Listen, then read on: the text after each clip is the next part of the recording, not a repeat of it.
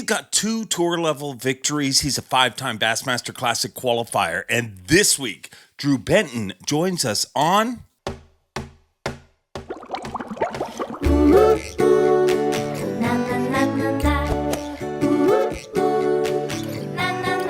I'm Bob Cobb from the Bassmaster. Welcome to Mercer. Here we go again, friends, family, freeloaders, fishing freaks.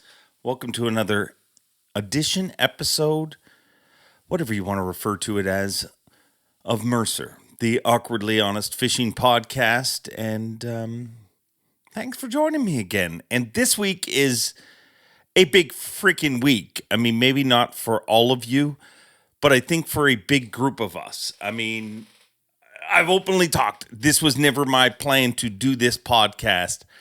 But when I get into something, I go all in. And boy, so do you guys. If you look down somewhere below me, if you're listening on YouTube, we had 100,000 YouTube subscribers. When we started this show, we had 35,000. Now over 100,000 by this point when this airs. So I think it's time. I mean, we have not cowbelled in a very, very long time on this show. And a lot of people do their talking with their mouth. You guys did your talking with just subscribing and supporting. Everybody that has done everything with this channel, and trust me, we have poured our heart and soul into it. And I say our, because it's not just me, it's my wife, it's the guys at Vantage Point, everybody that's tirelessly working. So whether you tune into this, whether you tune into FYI, the fishing news show we do every Monday, some of the tips we do, some of the long form shows we do, or some of the shorts, which I mean are personally one of my favorite things because I get to swim with the fishes. Thank you. And if you're not part of that 100,000, hey, now's your chance. Jump on board. Looks like this is going to be a thing. It's growing more and more every day. And man, I just can't thank you guys enough because literally you don't have to like, you don't have to subscribe to watch YouTube content, to watch streaming content, but you guys choose to. And you have no idea how much that means to me and in turn to all of our partners, sponsors, and everybody that have been behind this show from the very, very start. So thank you, each and every one of you. Wow. Now I feel like, before I was like, well, nobody's watching this thing. And now as we've grown more and more, I feel more pressure to deliver. And I have delivery problems, I guess. I don't know. I digress. Got a good one this week. Drew Benton. I mean, it's been a hard guy to kind of narrow down time-wise. We've been flopping back and forth here, but we are going to really make this happen. And Drew is having an incredible year. I mean, look out. If you look on the Progressive Bassmaster Angler of the Year leaderboard, you will see Drew Benton in 5th place with 3 events left to go. It's awesome to see how dialed in he is right now. And there's been times in the past where he's been more spotty. But, I mean, he's a 5-time Classic qualifier. He's got a great career. And I think he's one of the quieter guys. So you just don't hear about him a lot. But... I shouldn't say that. You do hear about Drew Benton a lot. I mean, he's won 2 tour level events, but what I'm saying is because he's quiet, I think he's one of those guys that kind of flies under the radar. Let me know if I'm wrong. I mean, let me know in the comments, right, wrong. I mean, you guys always do. Let me know whether I'm right or wrong. But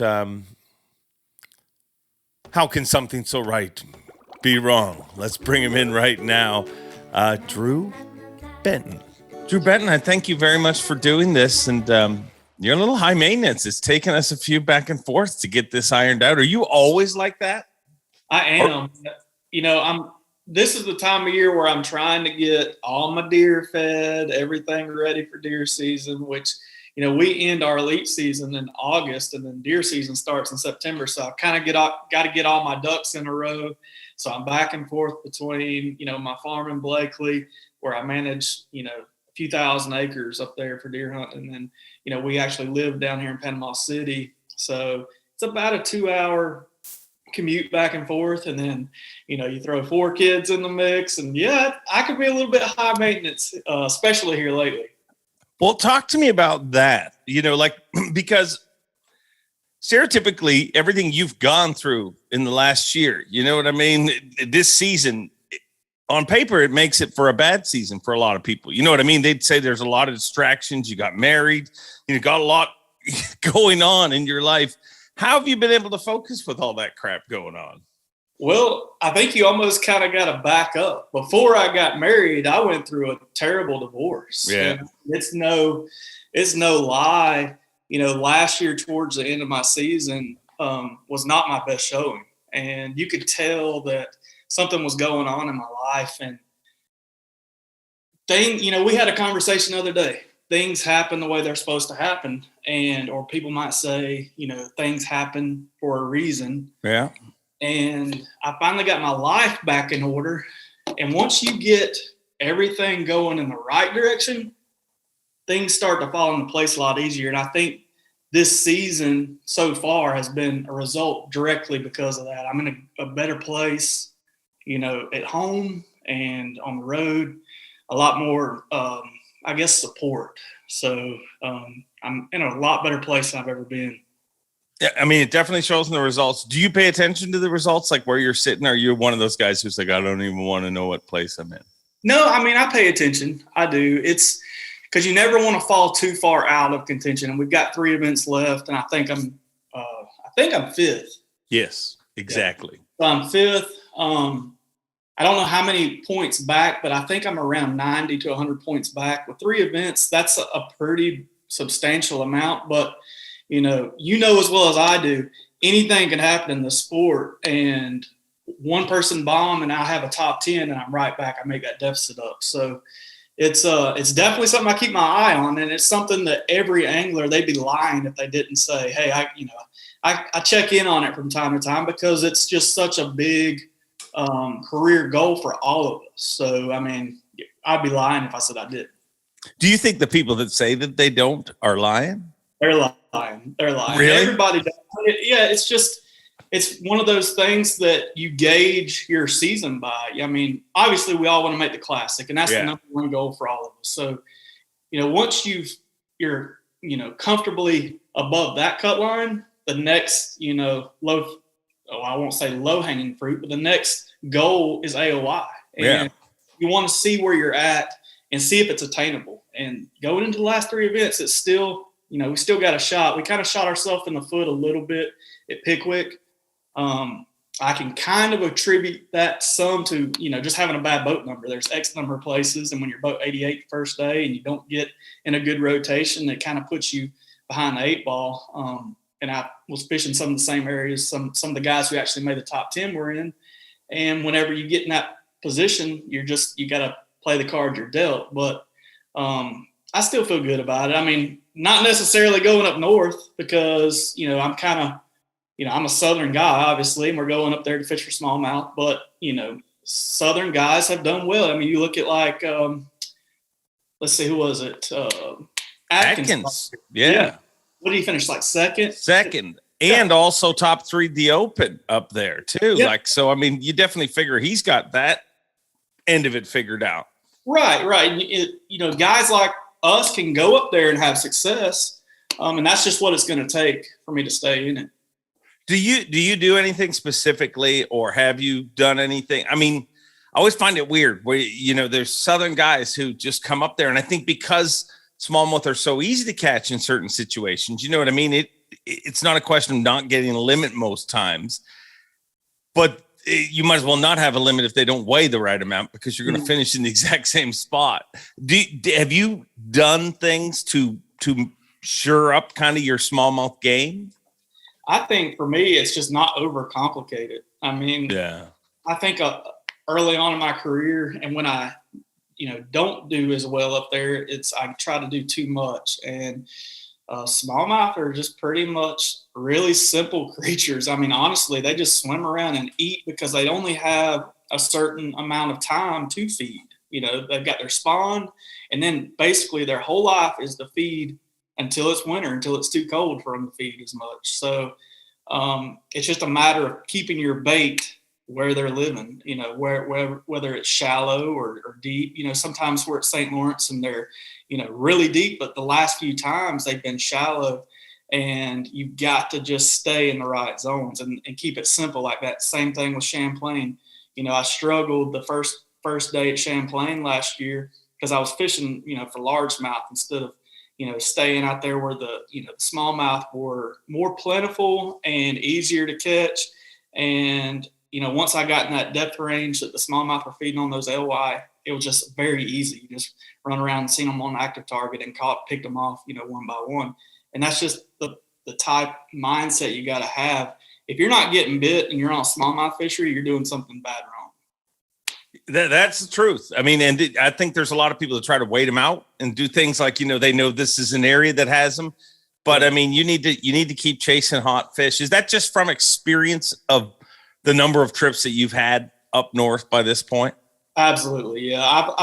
I've learned a little bit each time I go. And I mean, as a fisherman and at this level, you have to learn. And I've learned a little bit of Pickwick, that's a southern body of water, but more specifically with smallmouth, I've learned something about a smallmouth every time I've gone. And, the basic stuff, when I first went up north, I didn't realize that they behaved opposite of like a largemouth. On a cloudy day, they get down on the bottom, and on a sunny day, they get up in the water column and feed. It's total opposite largemouth. But, you just kind of evolve into a better smallmouth fisherman the more times you go up there and the more scenarios you see, and you just take home just a little bit more each time. You said you try not to overcomplicate it. Was there a time that you totally way overthought it, the smallmouth thing?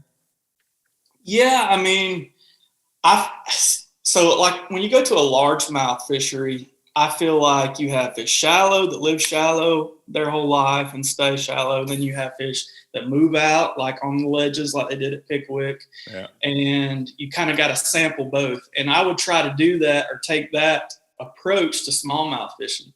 And I don't necessarily believe that's the case. I think you could do all your damage in one depth zone or doing one thing for the most part with smallmouth, because they kind of do all their bidding at one time. Like they'll all go and spawn around the same time, and they all start moving around the same time. And I feel like, like I said, again, if you're not getting bit, you're doing something wrong. You either need to go deeper or shallower, or you just find that happy medium to where you're getting the most bites. And that's where you're going to find most of the smallmouth. And it's just, just knowing something simple like that, it causes you to not overthink it as much.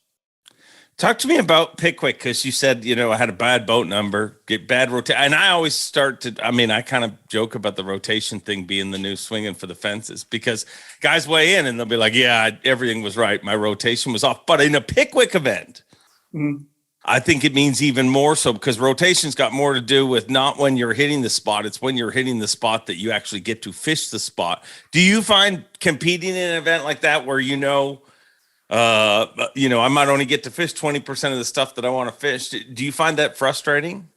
Yeah, it really is. And it seems like when you have a place to go is when you get the worst boat number. And whenever you have something golden or a big bed fish or whatever, it's when you draw 60 or 70 or whatever. But that's just the way it is. For guys who don't know, our system is, we're on like a 4-tournament rotation. So if you are in the first flight in this tournament, for the next 3 tournaments, you're going to be in the second, third, or 4th. And then after those 4 events, we rotate. So everybody's kind of on an even playing field. So it's just something we have to deal with. But yeah, I blasted off at Pickwick, and I had 3 places in mind that I wanted to start. And I was boat 88 and went by the first one. There's 3 boats on it. One of the guys made a top 10. Went by the second one. There was a couple boats on it. rode all the way, I believe it was like 30 something miles up to the Noxious Trace Bridge. And Brian Schmidt was on my best place. And I even turned my motor off and talked to him. I said, hey man, I ain't going to fish here with you. It's too small of a spot, but I'll be back later in the day. And, I ran around for probably the better part of 40 minutes before I saw a place with one guy on it. Was Jamie Hartman. I pulled up and said, hey, you mind if I fish here with you for a little bit? And then I jumped in the rotation with Polnick and Pipkins and caught one. And then at that point, it's just where you can fit in. And, scrounged around and caught a decent limit. I ran back up to where Schmidt had been fishing, and he wasn't there. And I caught two of my better fish off of it. And then we talked at weigh-in, and he's like, man, that's where I caught all my fish. And so, you're kind of in a bad position at that point. So here's what people don't understand, and it's kind of, in my opinion, an unwritten rule ethics kind of deal. He's in the top, I don't remember where he was at, top 10 for sure. Yeah. He was like top 6. And I was in like 20-something. Can I start on that hole in the morning?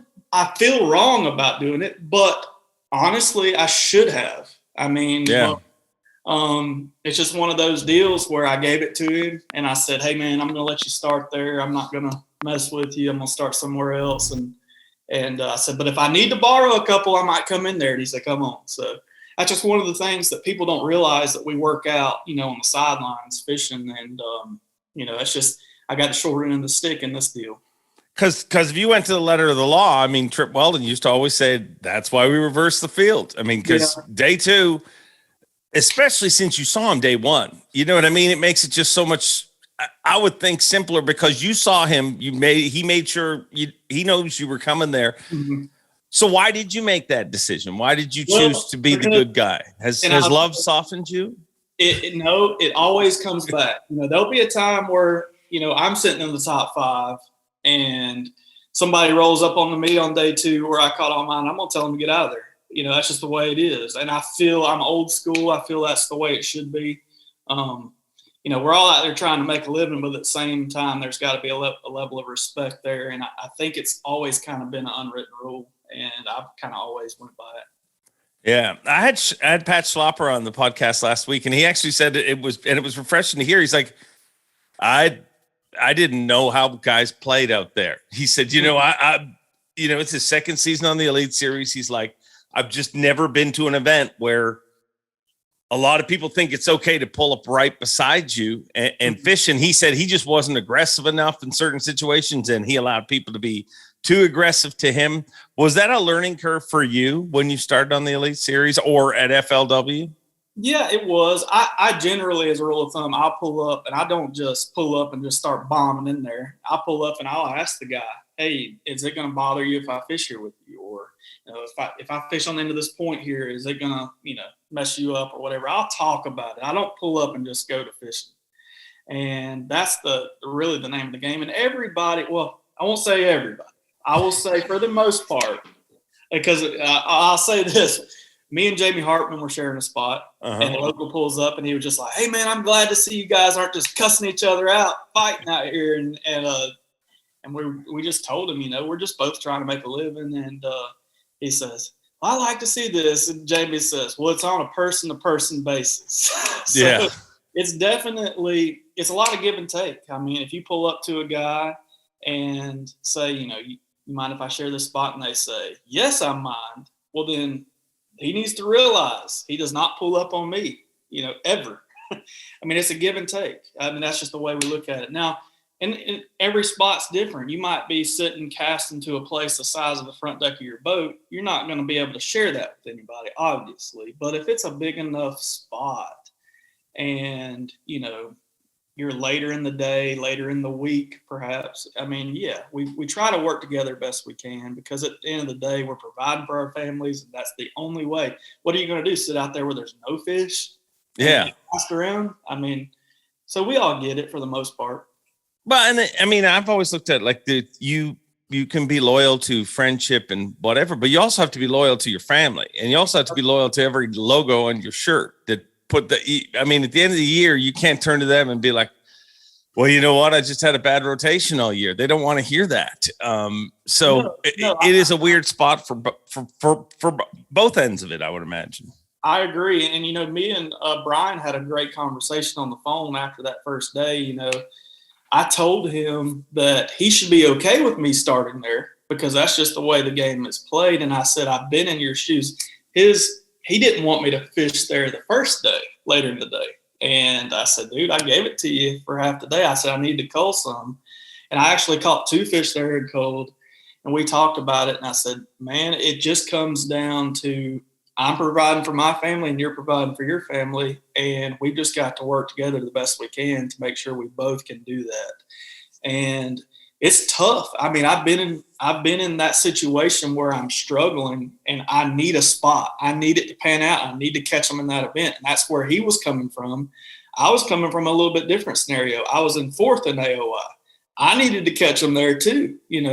I might not get this opportunity again. And that was just, we worked it out on the sidelines. And that's just the stuff that people don't see or hear about that goes on at elite tournaments.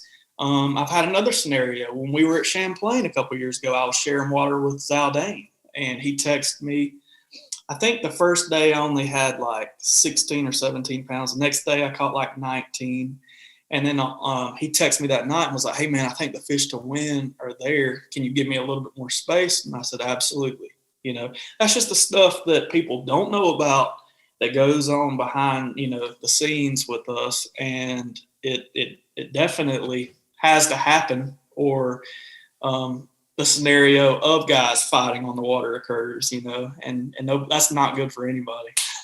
How often do you think that happens? Not the fighting on the water, but the brokering of is that a daily thing on the Elite Series? Not for you, but for like every day of competition. Is there anglers balancing, or is it just specific events that we go to that it happens just more? Yeah, it's every event. I mean, because you put 100 of us on the water, we're going to find the same places and we're going to be on top of each other constantly for the most part. So if nobody worked together, you would hear more about fighting going on. And I mean, that's just the nature of it. We're competing. It's the weirdest sport. We can be friends off the water, go to barbecues, but whenever we blast off in the morning, we're trying to rip each other's throats out. But at the same time, we also have to have a grace about us that says, if we don't work together, neither one of us is going to do well. So, I mean, yeah, it happens at every event for sure. And everyone has different pressures on them too. I think that's the one thing nobody thinks of. Everybody's like, well, he is in the top 6 of this tournament. Well, you're in the top 4 for Angler of the Year at that point. And somebody else might roll in who is literally this close to being cut from the Elite Series. Right. So you know what I mean? Like they're not even chasing anything down except for their entire career, which if you put it in all of those, maybe it's even more important. You know what I mean? But I guess the working together and understanding that is what gets it through. Do you think one of the things that's floating around the world, and I think it's totally wrong, is it's almost impossible to qualify for the Elite Series, but it is really impossible to unqualify from the Elite Series. I think that's the biggest load of crap I've ever heard in my life. Do you agree? Well, what happened is we've had all this change from 2018 when the split occurred, and we had a fairly solid system leading up to that point. Yeah. I felt like our attrition rate and our cut rate versus what was coming into the Elite Series kind of matched up more. And then what happened after that split is we kept a lot of guys on, and because of the guarantee deal. And when it came time for everything to balance out, we saw a great number of guys need to be cut and a few guys come in, and it doesn't equal itself out. So right now we're trying to, I guess, figure out a happy medium or a way to mitigate all that. What's right, man, I don't know. It's a performance-based sport. At the end of the day, that's the only way that you can establish yourself and stay. What that number should or shouldn't be, I really don't know. But I do feel like right now we are cutting way too many the way we have it right now. I believe whenever I came on in 2016, the system was similar to, it might not be these exact numbers, but similar to this. If you remained in the top 70 or 75 in AOI, now granted we fished 109 guys, I think, my season. If you finished in the top 75, you were safe. If you fell below that, then it went by career average. So you still had, 20 or 30 places right there to work with. And we were still only bringing in 15 guys from the opens and one from the nation. So that's 16 spots. And then, so the rest of those guys that fell below that 75th were hashed out by career AOI, which I think was a really good system. So if you have a bad year, it goes back to your career average and you get to drop for, I think, one event for every 5 years you were on the Elite Series. So it really saved a good angler from having a bad season and getting booted. Now, I feel like with what we're doing now, great anglers are going to get cut just because they've had 1 or 2 bad years. And, man, that's tough. And some of my friends that I talk to, weekly are in that position. And I think there's actually a petition going around to up. Is there really? Yeah. I actually signed it at the last event. It's a petition to fish instead of a 90 boat field, a 100 boat field next year. So, yeah, it's been going on. And I think when I signed it, it was up to like 40 signatures from the elites, current elites. So, I mean, we all understand that there's an issue and there's a problem. I mean, you look at guys like Jochumson and Atkins and Gleason. They had to have extraordinary seasons. And out of the gate, they knew they did because the way that we're cutting guys this year is just on an average. So, and I believe it's only a 3-year average or something like that. So if you had a bad season or 2 bad seasons, you've got to really catch them this year to up that average just to stay. That's just a tough pill to swallow, right out of the gate. A lot of pressure. Yeah, a ton of pressure. And I also think that, man, it destroys. As soon as you get yourself in that situation, it's only very few that can fish their way out of it because – I mean, everything just has to go perfect. And if you get a bad one, you're like, okay, now I need to make up for that in the next one. And it just, there's anglers that I've seen over the years where you see them melt down just because of that pressure. And I think it's unrealistic. It's easy for people in chat boards and commenting on a podcast or whatever to say things, but you're not really in that life. Like, I don't care what you do for a living. If you sell cars, you deliver packages, you fix cars, whatever your job is, you're a florist. It doesn't matter. If you were anybody was put under that, pressure, I think that you know what I mean? Like if they said to me, if you screw up X amount of intros a year, all of a sudden I think I'd start screwing up more intros because you'd just be focusing on not putting it in the ditch as opposed to driving straight and winning. Right. And another thing that sucks about it is you can't get booted out of the elites and go back to the opens and make a living and support your family. And I feel like we have enough anglers now to where we could support something in between the opens and the elite series to where you're still paying the same amount of entry fee and you're fishing for $100,000 and $10,000 checks. And that's where you would go if you fell out of the elite series. And that way you could at least support your family and at least fish for a living still. I know, obviously that might be a logistical nightmare for bass, and I get that, but I think we're getting closer to the time where we have enough anglers and enough support to maybe look at that as an avenue, because right now, and that was, going back to 2018, I was offered a chance to go with a lot of those guys. And that was one of the things that really, really made my decision easier. If that didn't work out and I had to go back and fish the opens and I couldn't qualify, or I had, one of those deals where I had one bad event each year and it kept me from qualifying, I'd have been done. My career would have been over. And that's a tough pill to swallow, to be fishing the Elite Series and know I've got to catch them really good, or I've got maybe 1 or 2 years in the opens and I'm going to have to go get a job because, I can't support my family fishing the opens. So I feel like, there possibly should be some thought into putting something in between the opens level and the elite level, to where guys, that fall out, or guys that even aren't ready for the Elite Series, can move up and kind of fish that lifestyle and kind of get, accustomed to paying that kind of entry fee and fishing for that kind of money. It would prepare them better for the Elite Series. Would you want to see the bulk of the qualifiers to the Elite Series to come from said circuit, if said circuit was ever made? Just simply because, to answer your question, I mean, the best way to make sure somebody sticks around is have the best applicants come to the top. And I think the best way to do that is not 3 events ever. I don't think anybody will agree. Even the people that qualified. I mean, I got through 3 and I made it. That's great. But to fish 3 events, pay for what it costs to fish 3 opens, and qualify for the Elite Series, you have not even gone into a test. I mean, it's not even comparable. It's all by region too. So you might have a great northern angler that fishes the northern opens and gets to the Elite Series, and we go down to St. John's or Lake Okeechobee, and they're like, "Oh no, what do I do?"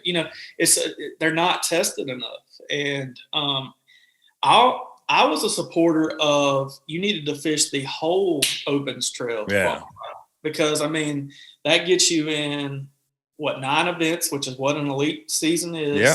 Lower entry fee, but you have the travel and you have the different regions. That's the key. The different regions to test who, the best anglers are across the board, not just where you're from. Yeah. Yeah. They got to be tested in all ways, geographically, financially, mentally, everything. Just being away as much as you guys are away. I mean, I don't know how you guys do it, but I do know that your rooming situation must make it somewhat easier. You room with, obviously, Drew Cook and David Mullins, who, ironically, I used to always say that Drew Cook was the worst loser on the Elite Series, because, he gets uncomfortably grumpy when he doesn't catch. And you should. Just to be clear, I'm not saying that you should be happy when you don't catch him. It's a competitive sport. Mm-hmm. Winning should never be something that you take easily. Yeah. So you should get grumpy. But Drew Cook would get uncomfortably grumpy every time.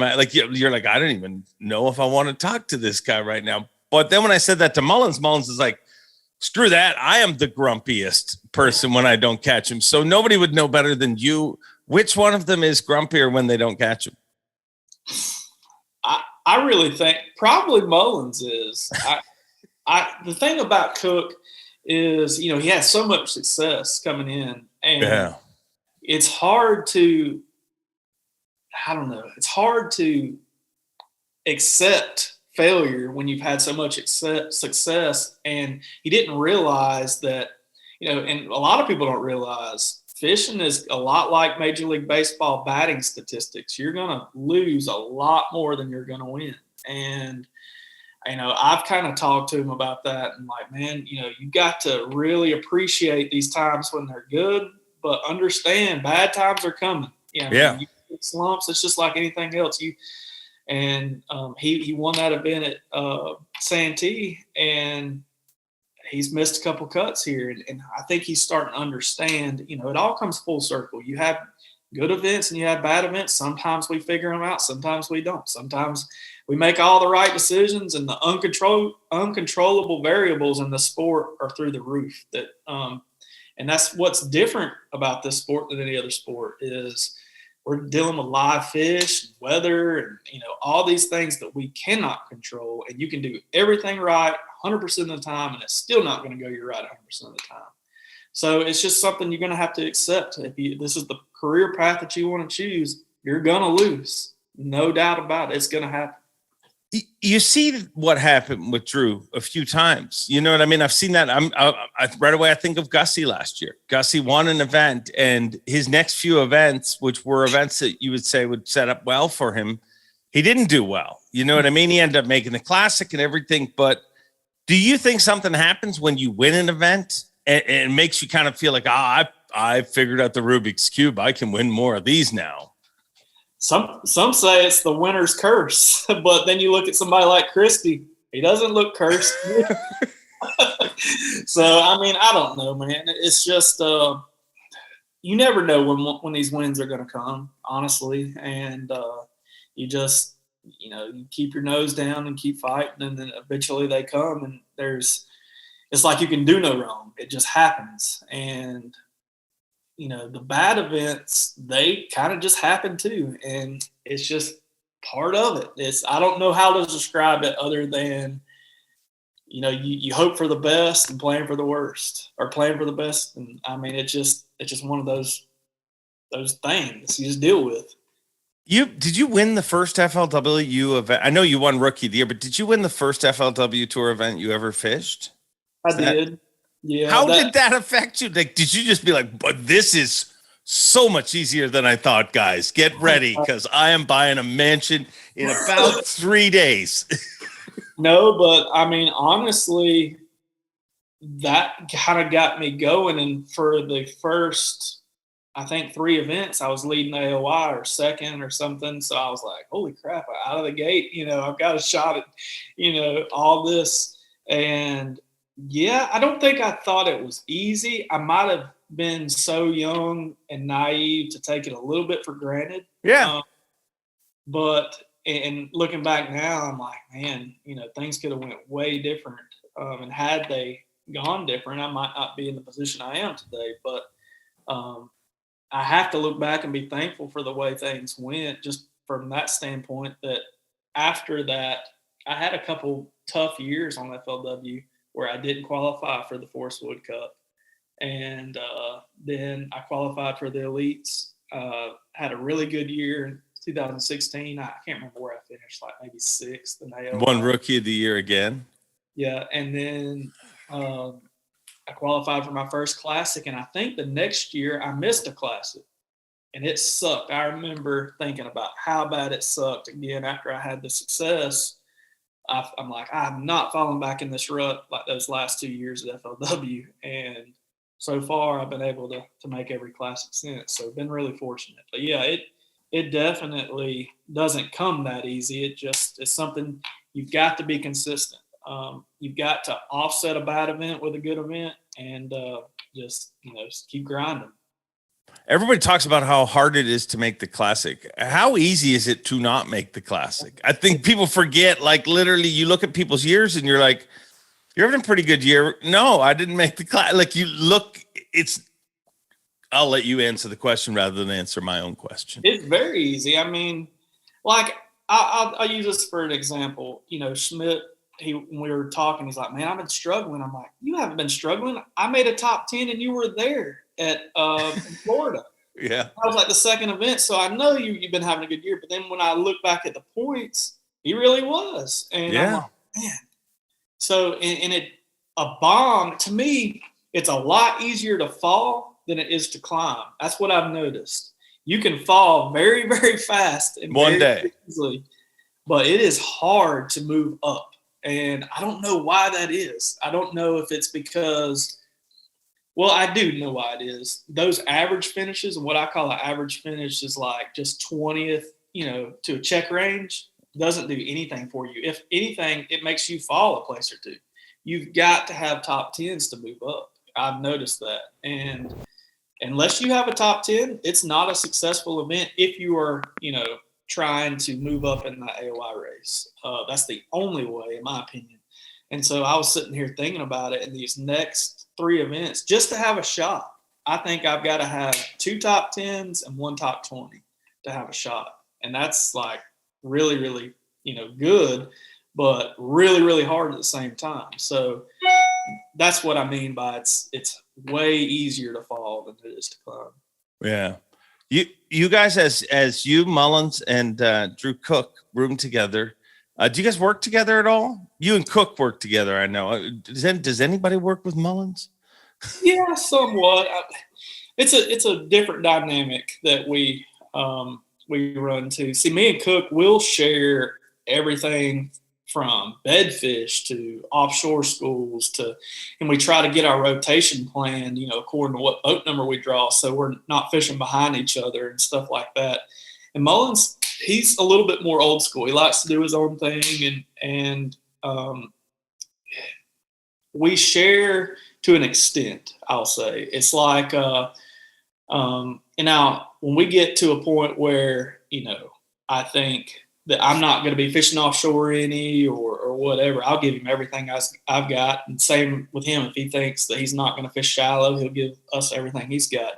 But when it comes to, when it gets down to it, I think he likes to kind of do his own thing, and, which is fine, totally fine. But as far as like patterns and, baits and things like that, yeah, we share everything, all three of us. But at the end of the day, like in a practice, me and Cook we actually, he has all my dots and I have all his dots. And whenever one of us makes the cut, one of us doesn't, we have each other's stuff to fall back on. Now, we might not hit it the first couple of days, but we have it. It's just an option. Yeah.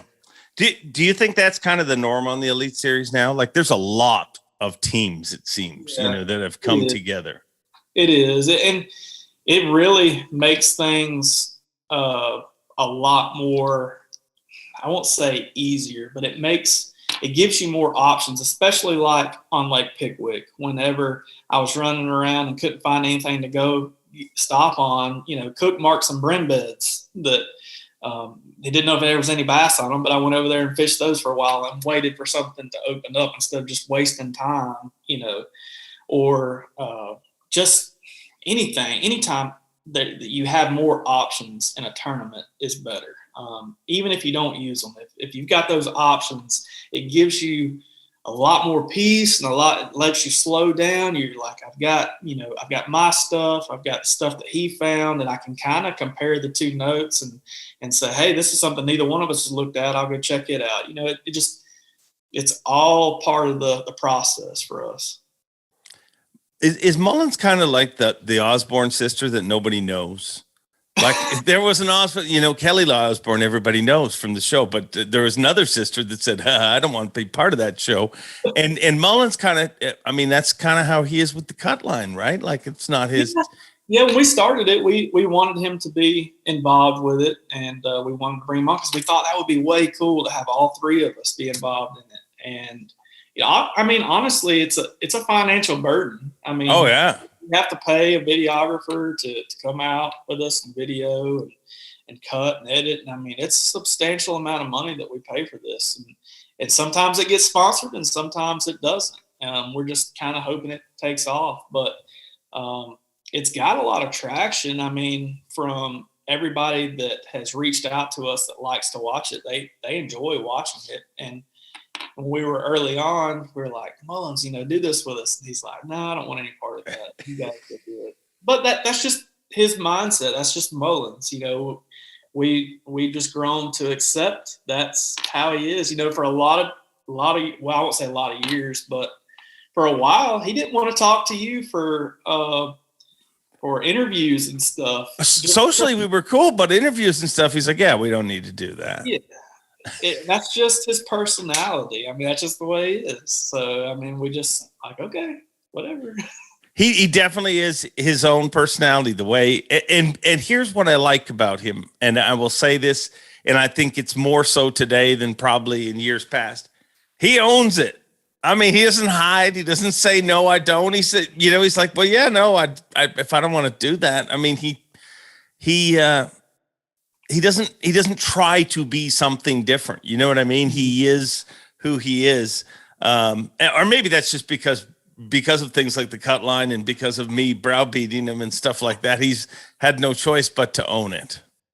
Now, and going back to the info sharing, it's not like we don't, throw bones and him throw us bones. That happens, obviously. Yeah. I can think back to events where he struggled. Santee Cooper, when we were there in the fall, he was struggling, and I'm like, hey man, you can come up here in this swamp and fish around. You get paid. And he made a top 10. And then at Harris Chain, behind that island where everybody was at, I visited it in practice.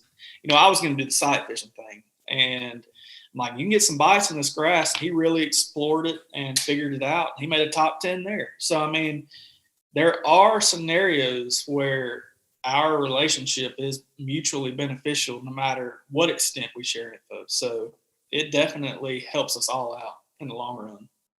How did the three of you guys get together? Like, how did this whole rooming situation become a thing? Because I was just think Mullins watches black and white Andy Griffith shows and which he does. Wakes up in the morning and goes fishing. Other than that, he puts his hood up and watches some more Andy Griffith and Gunsmoke or whatever else. His cell phone charger in the morning just to charge it for 5 or 10 minutes to get him through the day.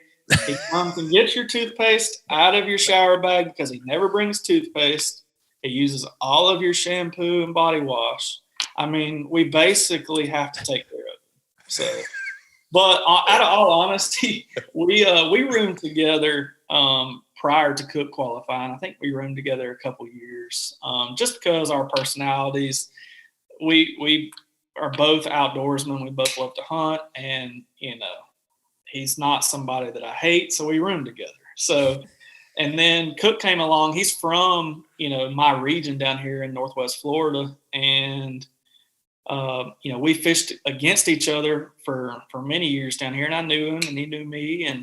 And when he was actually trying to qualify for the elites, I fished the opens, and we traveled together and roomed together in those opens. And we started our sharing then. And I told him, I said, man, once I got to know him, I started honestly giving him everything that I would have in an open, trying to help him get qualified. And I would just go fish something random. And he ended up qualifying, and it ended up working out really well, the info sharing there. And we just applied it to the Elite Series, and we've both been really successful doing it. So, but on paper, you would think that you got, I mean, Mullins, for you to share with Mullins on paper, to me, that makes sense. You know, Mullins is usually winding something, and he's usually offshore a little bit. But I look at you, both Drews are very stereotypically similar in the way you fish. You're both sight fishermen and stuff. How is that able to, you know, in sight fishing world, you would think that would be a disadvantage to have two of you doing the same thing, looking for the same thing. Mm-hmm. Well, so like go back to Santee Cooper, for example. We just split the lake up, and he happened to be on the Potato Creek side of the lake, and I went across and started looking for spawners during practice. And he told me everything that he found over there, and I'd found just enough over on the other side of the lake to where I thought I could do fairly well over there. Plus, that was a different scenario. All those big fish weren't locked down during practice. You know, we had that cold weather, and then we had like an off day. So a lot of things kind of changed. And he whacked them over there on day one, and I didn't on day one. I caught 17 pounds, but I should have had like 21 or 22. But that's one of those scenarios where neither one of us are going to hurt each other to the extent where I'm going to go over there where he's got them and he's leading the event. No, I'm going to go right back where I was at and kind of stay away and give him his space. He would do the same for me, and that's just how we approach it. It's not – I know we're competing, but we're competing in a way that it doesn't affect each other. And when we share and work together, I know what fish he's going to. He knows where I'm going. And at some point, you know, he might see me, but it's only out of necessity, you know, and it's not to go over there and get in his business. But and for that event, I never went over there. You know, I made the top 10. And even in the top 10, I was out of fish, like completely out of fish. Like I went down to the lower lake and just tried to make something happen, but I was not going to dare go over there where he was at and, you know, mess what he had going on. So that's just the way we think. Does anybody drive you on the Elite Series? Like, is there an angler outside of the two anglers we've obviously talked about, Mullins and Cook? Is there an angler that, I mean, that's who I'm trying to beat today? Or is it literally just you and the fish? I don't think so. I mean, okay, is there an angler that it's sweeter to beat? Like, is there an angler like, I hope I finished ahead of so-and-so? Nah, man. You're a liar. You're lying, right? I want to beat them You're all. lying. I want to beat them all.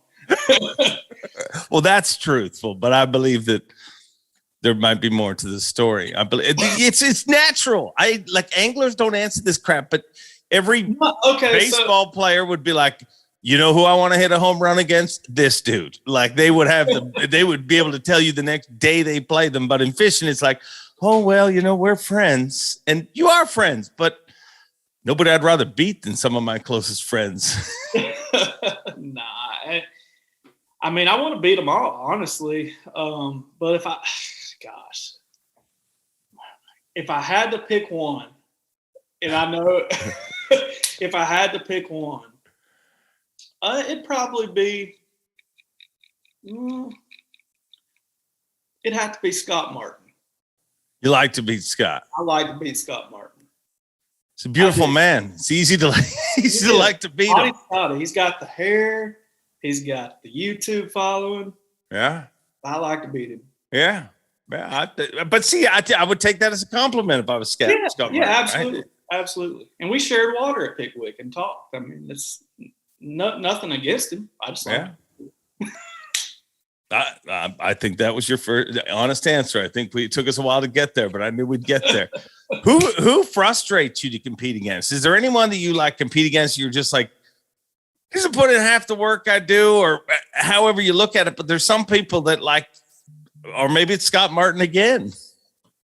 Nah, nobody frustrates me. Everybody at this level. Not even John Cox. I mean, that dude fishes for 3 hours and he constantly whoops people's. Dude, that is frustrating. He always finds them shallow, and I love to catch them shallow. And it's just like he just goes out there, la la la la la, and just catches them. Like doesn't care, doesn't have a care in the world, and just puts it to us day in and day out. I don't get it. It has a lot to do with just his mindset and the way he flows. I mean, he's just a great natural fisherman. And I mean, Aaron Martins was a great natural fisherman. I mean, he could just run down a lake and be like, oh, I'm gonna pull in here and catch 5-pounder. John Cox is the same way. And it is frustrating because guys like that, they work hard. Don't get me wrong, they work hard, but they seem like they just do it effortlessly.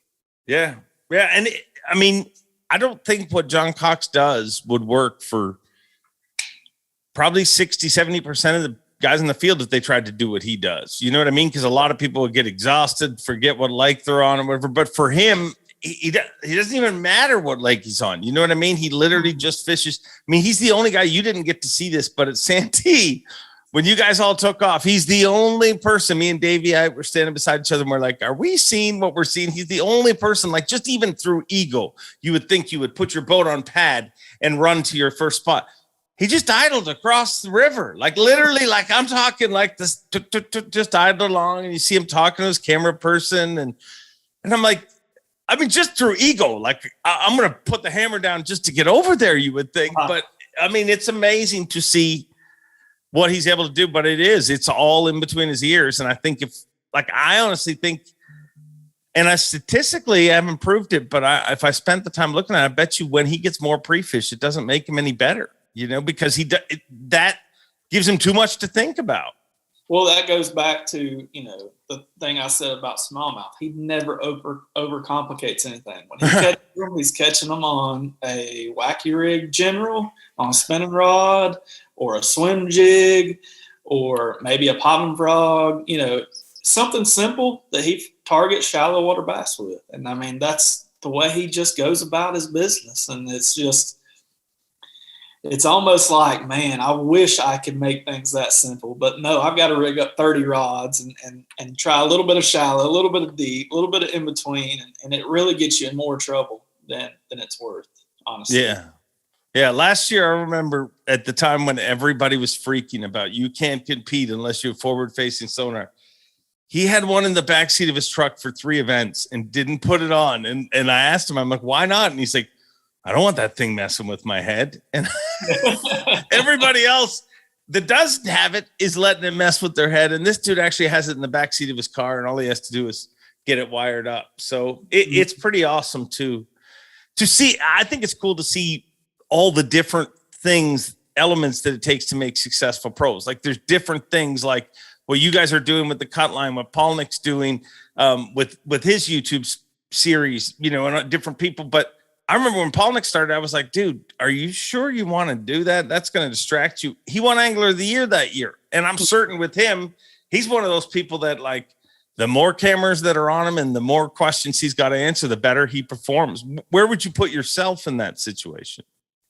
I really think I do well just making it about fishing, and that's where our YouTube probably lacks because I don't always show the camera the fish, and I'm just always I'm oblivious to the fact that camera's even running a lot of the time. So I don't think I feel any more or less pressure because of it. It's just something that we started doing just because it feels like we kind of come to that age in tournament fishing where you've got to do something a little bit extra for your sponsors or what it may be.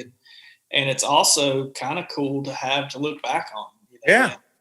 And nobody, it's hard to tell a story without some type of YouTube or what we're doing with the cut line. And that's all we're trying to do. We're just trying to tell a story of what people don't see at an event. They see what bass covers and how the event actually goes, but they don't see the travel, where we stay, how we break down the lakes in practice and share information and talk. And our dialogue between us and Mullins has kind of been introduced into some of our episodes. But, people don't see that. And we're just trying to tell a story at the end of the day and, kind of give people a different view of what we do for a living. So. Is there anything you've ever questioned showing, or is there stuff that we've never seen that you were just like, yeah, that is great. We would have a huge hit on YouTube, but no.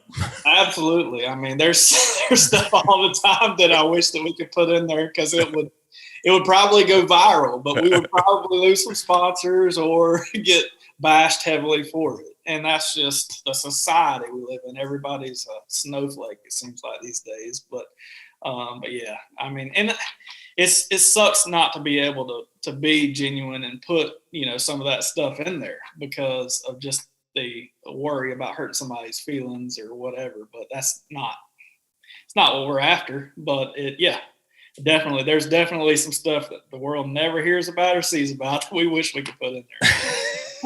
Would you tell me about some of that stuff now, or? I really can't say it now because otherwise it would be in the YouTube channel. I was trying to outsmart you then. No, and I think it is a sad situation, the world we're living in right now, where people say things, and the first thing that people look for watching it is what was wrong or what offended me. And I mean, you know what? My wife doesn't come hang out when my buddies come over and we hang out in the shop. She's not there all the time because she knows it gets crude or whatever, but that's also like how guys are when they're together. And just so you know, ladies too can be crude when they're together, but people are too freaking offended nowadays. Well, our camera guy, he'll be shooting, me and Cook talking, and he'll be like, that was so freaking awesome, but I cannot in any capacity use it because of the way you guys talk.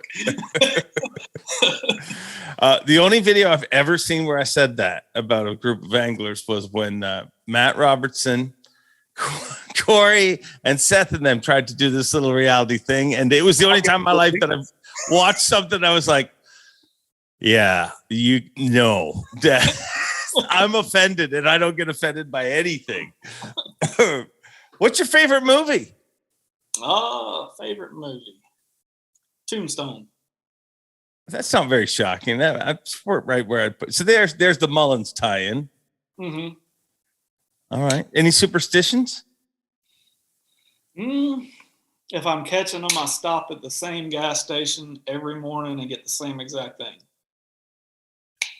It's funny because fishermen will always say they're not superstitious, but I noticed that about all of them. Like yeah. If you were the first boat. I used to say I wasn't superstitious. superstitious, and that's not really superstitious, but I keep the same routine. I try to keep everything the same, keep everything flowing the same. That makes sense. What about Mullins and Cook? Are they weirdos or no? Cook is somewhat superstitious. Mullins, he just struggles to get to the ramp on time. I mean, honestly, if I'm being honest, and remember to bring his jersey, or put a pack of baits in his boat. I mean, we just try to take care of him best we can. Mullins went through some crap over the last number of years that nobody saw too. Like, you guys must have seen a lot of his back issues where he couldn't like literally walk to go to takeoff. Yeah. We catch him in the mornings doing some yoga and stuff to try to loosen that up. Does he do yoga? We call it yoga. He calls it stretches.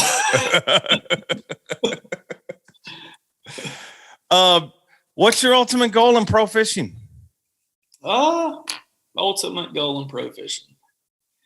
I mean, honestly, just I don't know. That's a tough one. I have several goals in pro fishing. I'd like to win a classic. I'd obviously like to win AOI. But the biggest thing is I just want to be able to do this and have a long career supporting my family doing what I love. I mean, at the end of the day, those accomplishments don't really measure the life you live getting to do this. I mean, and it's a tough way to make a living. It's a grind, but man, I love it. I do. What's the toughest part about it, in your opinion? Well, used to be just being away from family. Yeah. And now my wife, Morgan, she brings the kids when we have them, and she comes to every event. So that I don't struggle with anymore. And I mean, obviously the financial side of it, it's extremely expensive to do this. And, our pie of sponsor dollars is getting smaller by the day. And you always kind of worry about, what you're going to have from year to year to work with from a business standpoint. So I guess that's a little bit stressful. But as far as, catching them, man, it's just fishing, and it's going to have its ebbs and flows. And you just got to take the good when it's there and, keep fighting through the bad. But yeah, I mean, it's a lifestyle that you don't choose, it chooses you. Is that the best part that you're just doing? I mean, because most people, when they become adults, they'll say things like, well, I got to do adult things and go to work and do that. But I honestly feel like, I mean, we all work on the road. Everybody works and worked hard to get where they are. But I also feel like we're a weird group of people that get to travel around the country and literally do what we would have wanted to do when we were, you know what I mean? Like when you're a kid, like you're on summer vacation, it's Tuesday. What do you want to do? Well, I'm just going to do this today. And most of us fished, and now that's what they're doing today. Is that the best part about it? Yeah. I mean, I would say up until 2018, I still came home and I worked. I was a longshoreman. I loaded and unloaded cargo ships. And I remember coming home in between events or in the off season and working on those hot ships and thinking, gosh, this sucks. I just want to figure out a way to where I can just fish. And at the time, obviously, I didn't have the backing to quit that full time and just fish and focus on fishing. And fortunately, I've, made a good enough career to the point where now this is all I do. And I think that that's everybody's dream that sets out to be a professional fisherman, is just to fish. And I'm extremely blessed to be able to do it day in and day out. Just like you said, we never feel like we're going to work. We always feel like we're going fishing, and the Derby is just part of it. How much did just being able to focus on fishing, how much did that change your career? Do you I mean, obviously you got more time, but if you're not doing the right things with that more time, it can be wrong. But you going through it, how much more effective do you think you are today than you were when you were doing both? I think the most successful people don't have a plan B. And I feel like it hindered me more. It said, well, I don't have to catch them. I still got a job, a safety net, whatever. Whenever I quit working and I said, this is what I'm going to do and I'm going to make it. And I think I became more successful and I have a different approach. I don't fish for checks anymore. I don't back my boat in the water unless I'm trying to win. And I think that translates into more success is not having a safety net, honestly. I agree with that. I agree. I mean, and it's weird because everybody tells you to chase dreams and do whatever, but then what's your safety net if it doesn't work? Well, if you went to, when you got your job as a longshoreman, nobody said, well, what if this doesn't work out? What are you going to do? They just assumed you got the job and you're going to make it work out. And that's the exact same thing I see in fishing. Whenever you have your foot on both sides, I mean, you put one foot on a dock and one foot on a boat, everybody knows how that ends. You end up in the splits and screwed up. So, well, I'll tell you this. I mean, I don't know if I've ever told you this story. My first FLW tour event, I had nothing. I just got out of college. I mean, I had like $5,000 to my name, and I want to say our deposits were like $6,000, and we had to pay $3,000 or $4,000 right before each event before you went. So my business plan was to get a $10,000 credit card and pay my deposits. And I had a couple $1,000s left in the bank after, I got in each event. I was just going to fish the first 3 and see how it went. If I fell on my face, I was just going to sell all my tackle and everything. And I was going to pay my credit card off and then start over, get me a small boat and a couple rods and start from scratch. That was my plan. And went down there and won $100,000. I mean, you almost have to. You can't just test the water with your toe. You just got to dive in sometimes. And I think that's the best advice I can give anybody wanting to do this. Yeah, you've got to, do a controlled gamble. You can't do this if you got a family, what I'm talking about. You can't do what I did if I'd had a family or anything like that. But at that point in my life, I was like, I've got to try. I've got to try this. And that's where I was at. So don't tell me that you got to have a bunch of money and a bunch of sponsors or anything to get started and do this, because I didn't. And if anybody can do what I did, or if I did it, anybody can do it. So, that's just a little bit of if it would have went the other way, I might not be sitting here on this podcast with you, but it did. It happened. So it can happen. Yeah, it truly can. And do you think that helped you? Knowing you only had 3 events to make it, did you fish different or just the way it all worked out? It's just the way it all worked out. I wouldn't have fished any harder, I don't think. I guess you could say I was kind of backed into a corner. It was either going to work or it wasn't. So, I feel like that has to elevate you in some way to hit a different gear. But it's also a lot of pressure. I don't think I had enough responsibilities at the time that I felt the pressure. I felt like if I lost everything, I could figure out how to start, because I didn't lose much to begin with. So, but if I sitting here now, I couldn't put everything on the line. I've got a family and kids and things like that. So, it's all about, where you're at in life and the timing. Yeah. Do the collegiate kids concern you coming up? Because if you look at how, I know you won your first ever event and all, but if you look at most people, it takes a while to ramp up. But a lot of these collegiate anglers that we have coming really seem to be so well-rounded from the get-go. Does it concern you that there's just going to be more and more of them coming year after year? Well, so yes and no. I feel like with my age class, the way the college started when I was in college, I couldn't fish opens, or back then they were called Ever Start Series, and fish college, because they had a rule in place at the time that you couldn't pay over a $1,500 entry fee and fish the college stuff, because the college stuff was was free at the time or something like that. So wow. Now we have college kids winning $1 million. Yeah. Which is also what is wrong with the fishing world. But I chose to go the EverStar Opens route, and that's how I learned and came up. I mean, it's the same thing. You're fishing tournaments, you're competing, you're exposing yourself to different regions, and I mean, that's how you get sharp. So I wouldn't say that anything has changed. The avenue to get to where we are has changed a little bit. And I think that there's more interest now than there was back then. Yeah. With high school all the way up through college.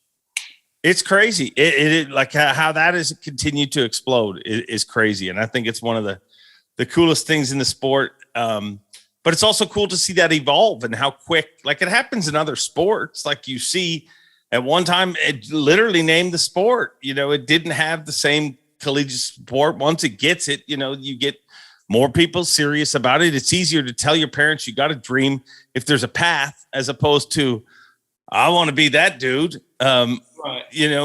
And that's kind of what everyone had to do before this. So I think it's a likely path, and it makes sense to people. And that goes back to, what I was saying earlier about the need for another tour in between the opens and the elites. I think we have a lot more folks pouring into fishing, and we have, if we had another avenue for them to go, it would just another home for those college anglers when they get done with college.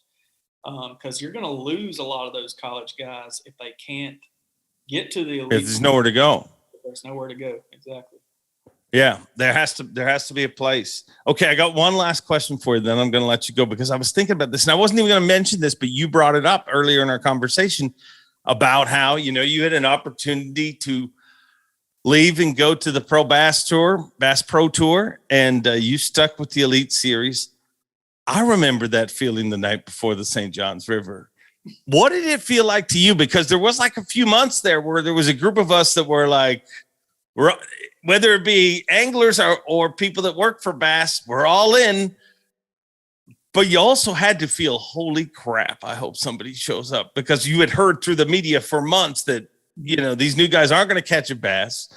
Nobody's going to show them weigh in. There's going to be nobody at the weigh-ins. There's going to be, but that event for us working for Bass was just such a huge kind of sigh of relief. Did you feel any of that going into that event? So I'll be straight up. I felt like it was going to be easier for me to make a living that year. And just from the standpoint, we had fewer guys. Yeah. Some guys we didn't know of. A lot of them were new. Obviously, a lot of them were new. And then I was a little bit worried about losing our following. All the big names left and so on. And then the turning point was, I think, the day 3 weigh-in. When I rounded the corner and saw everybody there, man, it's giving me chills now thinking about it. Yeah. They showed up for us, not the names that left, not for anything. They showed up for us, and that meant a lot. And it made me feel like I made the right decision then and there. And I will say that third day, I said, this is not going to be a cakewalk. These guys came, every one of them caught them. The new guys you never heard of, the guys that came from FLW, everybody caught them. So, and it's not been easy since. So I was wrong about that, but I was right about my decision to stay. But at least you're man enough to admit that you thought that, because I get so tired of hearing people say, "Oh, no, I knew." No, of course you thought. Anglers, that's how anglers think. A lot of anglers, that's how people in competition think. If the opportunity is easier, yeah, you like that. But it didn't turn out to be that way. And it's been a real lesson in life, really. You know what I mean? For me, like for everybody, I think that speaking of which, have you watched any of this live golf thing in PGA? What's happening there? Because it's so friggin' remarkably similar. Only difference is millions more dollars. Yeah. But percentage wise, I will go this far to say, it's millions more dollars, but percentage wise, those guys were making millions more before. So you know what I mean? I think that but it was the same. It's the same thing over and over again. Somebody's like, never mind history, never mind the past. Come on over here. Come on, look how.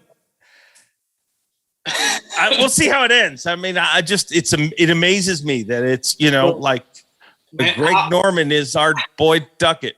I will say this.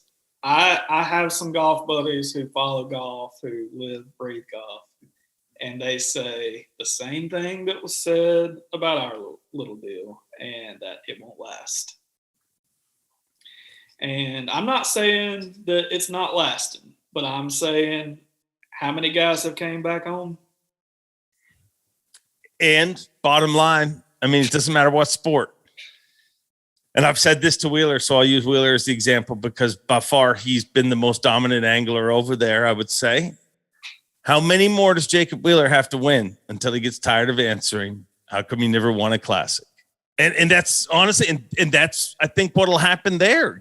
How many more of these tournaments do you have to win before you get tired of not winning some of these events? And I think history's history, and not to say that just because a company's the oldest. I mean, anglers and golfers, pro athletes take an enormous risk. They should go where they think it's best for them. But watching that is so weird. Like, it's so weirdly similar. The numbers are different. Deja vu. And my golf buddies that I've talked to about it, like they're now more interested in what happened with bass, like, because now they're putting all these different, equations together. So it'll be interesting to watch, but thank you for your time and your honesty. I mean, it took us a while to put this together, but I'm glad we did. Yeah, I'm glad to do it. That's, I've been wondering when I was going to get invited on this podcast. I mean, I kind of felt shunned that it's taken. Did you? I did. I wanted you to feel that. I really was hoping you'd feel shunned. Well, I wasn't going to ask you if I could be on. See, that's podcast. The problem. You arrogant anglers won't just say to me, "Hey, I'd like to be on your podcast." Anybody that's ever asked is guaranteed on. Like, guaranteed. Just so you know, my standards are incredibly low. That makes me feel good. So now your standards are low, and it's taken this long to get on here. Well, it hasn't taken that long. This is like episode. I mean, it's taken a while. Okay, I'll give you that. It took a while, but I don't know why it took so long. I'll tell you what it was. I was about to book you, and then Drew Cook won, and I was like, okay. No, I don't know. Dude, honestly, I don't have an excuse, but well, we're here. We're here, and it's done now, and nobody wants to hear about the past. So let it go, dude. Let it go. Be more like John Cox. Be mellow. Just go shiner fishing. We'll do it. One thing. I'll leave you with a funny one. Good. Ask you a question. You've been waiting. John Cox. I live out here, kind of in the country, and I was driving home. I'm just riding my tractor around mowing, and I'm looking at these fields. And remember when he had the cornrows? Oh, yeah. Cox rows. Why do they call them cornrows? They look more like peanut rows. I didn't name them. I didn't name them. I just encouraged him to get them. Going down the road and you look at fields, corn's really tall, but peanut rows are really low. Just like so, they should call them peanut rolls. Yeah. Why are they called cornrows and not peanut rows?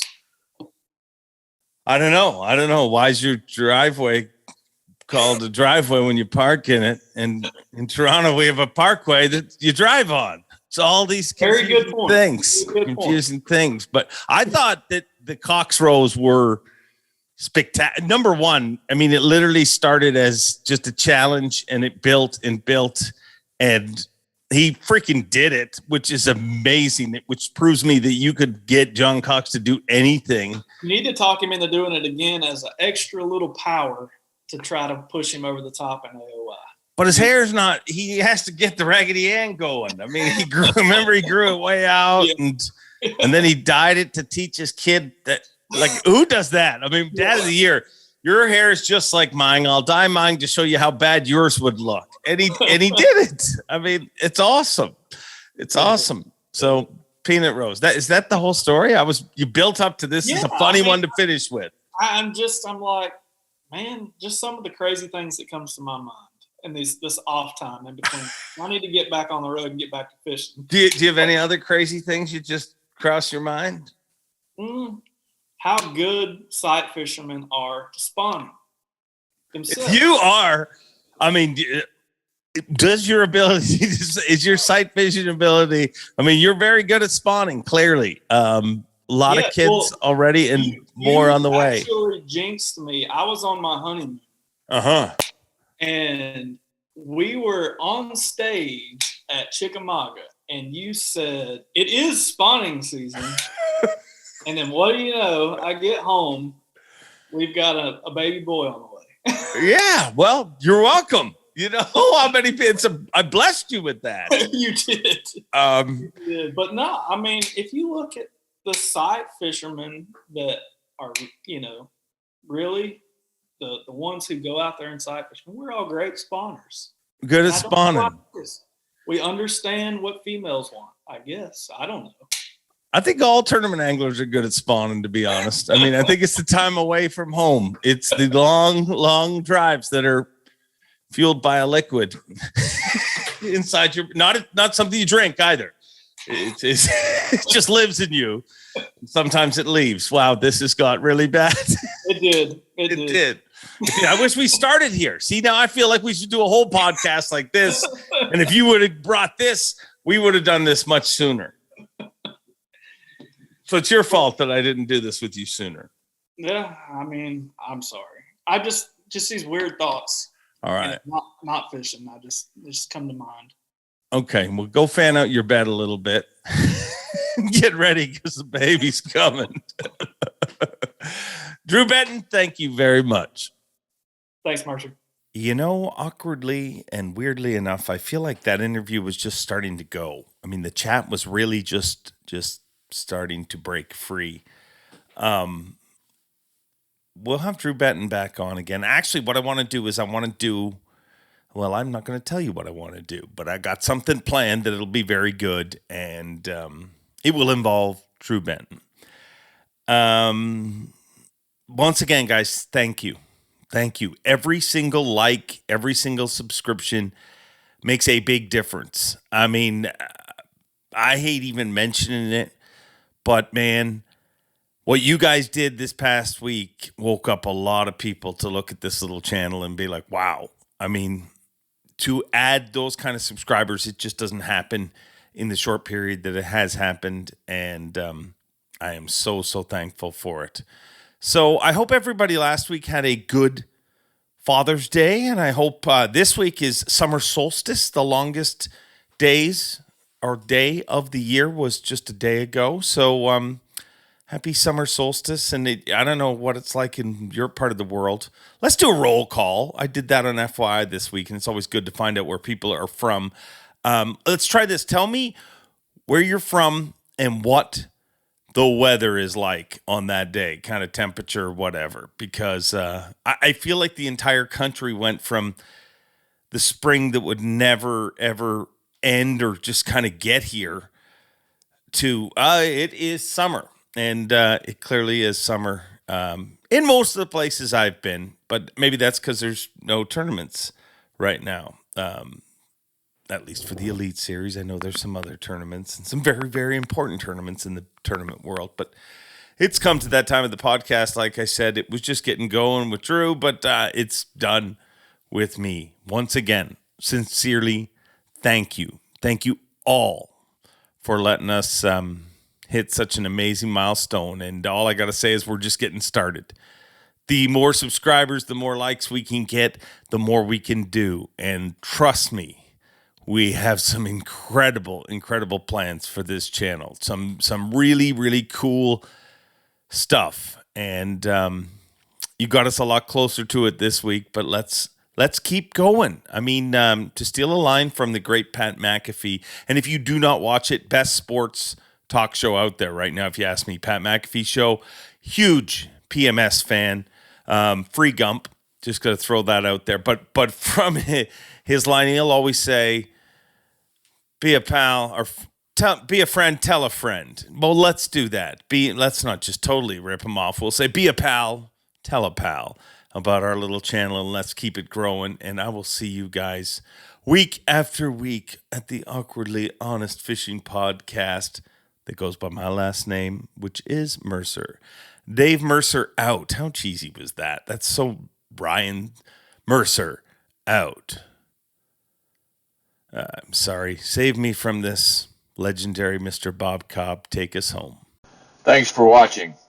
Please like, comment, and subscribe, because Bob Cobb of the Bassmasters told you to. You hear?